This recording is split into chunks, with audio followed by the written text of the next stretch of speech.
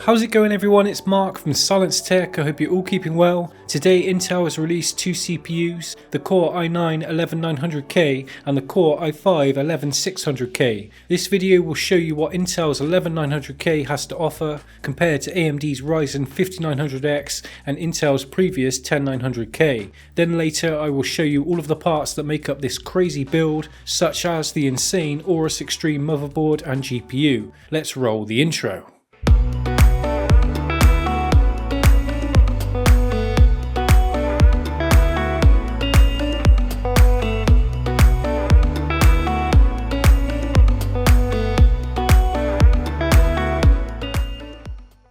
Okay guys, first up I'm going to share with you my performance and gaming results. Straight away I will tell you that Intel's new 8-core processor is slightly pushing ahead of AMD's 5900X in single-core performance. After building this PC I went straight ahead and tested single-core performance in Cinebench R20 and got a result of 644 compared to my best ever 5900X score of 633. AMD however are still miles ahead in the multi-test with a score of 8859 compared to the 11900K's 6036. Strangely, Intel's newest 11th gen i9 has 2 less cores compared to Intel's previous 10900K, which scored 6318. The reason why Intel have only used 8 cores on the 11900K is because they're still using LGA 1200 on the Z590 platform and the new cores are significantly bigger compared to 10th gen. They have used 10nm transistors and ported them back to 14nm, which only allowed them to fit 8 cores this time around.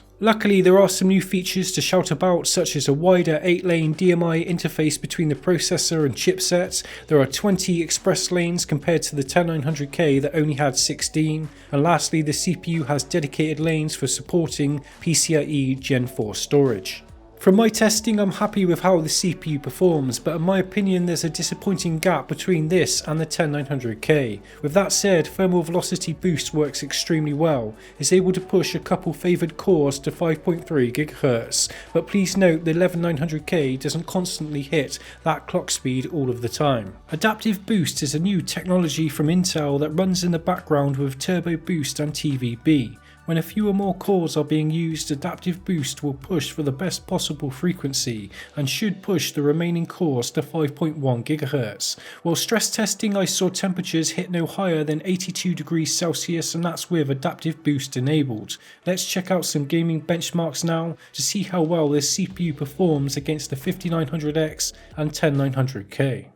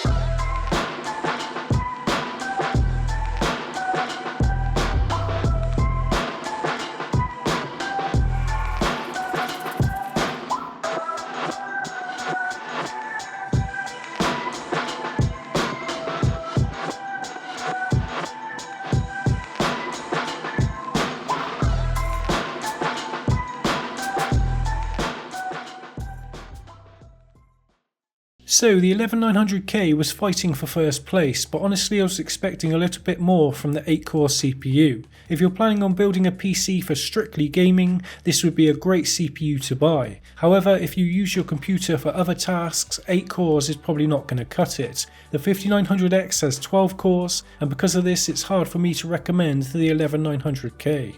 Switching over to the motherboard, I will start by saying hands down out of all of the others I've ever tested, reviewed or used, this Z590 Aorus Xtreme is simply the best. It sleeks better than even my Z490 Aorus Xtreme. The build quality is just insane, it's a serious piece of kit and I might actually be in love with it. I have never seen a cleaner looking motherboard. The ports are largely situated on the right hand side, leaving the bottom section completely cable free. There are a total of 8 fan headers, 5 at the top conveniently angled away from the board. Even the 24 pin with a stock cable looks extremely clean. There are a total of 2 adapters that route both the USB 2.0 headers and the front panel connectors into the back of the case, and being a cable management freak, as you all know, this is a dream come true. The Z590 Xtreme comes with a Gen 4 AIC adapter. It has an essential USB DAC that has excellent audio quality, by the way. There's several braided SATA cables and plenty of other accessories. This board supports all 11th gen CPUs at launch, including the already released i7. There are 4 DIMM slots that can go to a maximum of 5400 MHz and can hold up to 128 GB of DDR4. The top 2 PCIe slots run at ×16 Gen 4, while the bottom one runs at ×4 Gen 3. Checking out the rear I/O, it has a clear CMOS and flash button, 2 SMA antenna connectors, 2 Thunderbolt 4 ports, a total of 8 USB 3.2 Gen 2 Type A ports in red, 1 HDMI port, 2 RJ45 ports, 1 optical SPDIF out connector and 5 audio jacks. As for RGB, you can control every part of the Z590 Xtreme using RGB Fusion. I love the rear I/O shield. In person it looks like a real piece of tempered glass. The board overall has got hardly any of the PCB exposed, making it look extremely high end.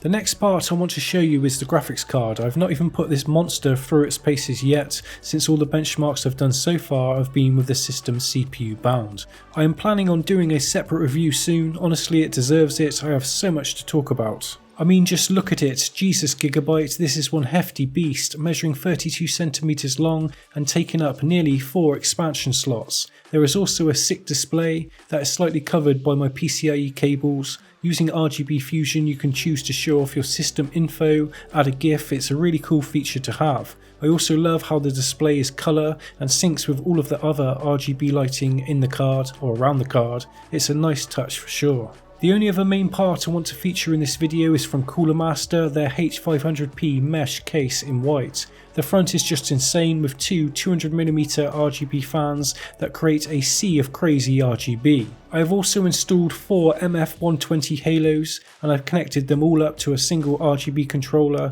making every fan and the AIO sync up to an explosion of RGB. Building inside the H500p was extremely easy. Overall, I love the case. Airflow is exceptionally good, but the top section restricts air from escaping a fair bit. I would have loved the top to have been mesh as well, or failing that, tempered glass instead of this cheap looking plastic. Inside, there's plenty of room to fit a 360mm radiator up top and in the front, but I do not particularly like how the radiator slots up inside a chamber, making it hard to see the RGB fans. Plus, the front cage kinda lets down the overall clean look of the case a little bit. Overall though, I love the case and it's incredibly unique. Right everyone, that's the build wrapped up. I've listed all the parts down in the description if you want to check them out in more detail. I only got the 11900K on Saturday, so this video has been a little rushed. Anyway everyone, my name's Mark from Silence Tech. I really hope you've enjoyed this video. It has been extremely rushed and it's been a great shame. I'm just glad I managed to get it out on release. So anyway, I shall see you all very soon. Goodbye.